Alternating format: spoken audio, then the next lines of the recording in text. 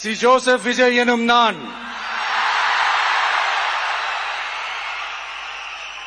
தமிழ்நாட்டு அரசின் முதலமைச்சர் என்ற முறையில் எனது கவனத்திற்குள்ளாவதும் தெரிய வருவதுமான எந்த பொருளையும் முதலமைச்சரின் கடமைகளை உரியவாறு நிறைவேற்ற தேவையான அளவுக்கன்றி ஒருவரிடமோ பலரிடமோ நேர்முகமாகவோ மறைமுகமாகவோ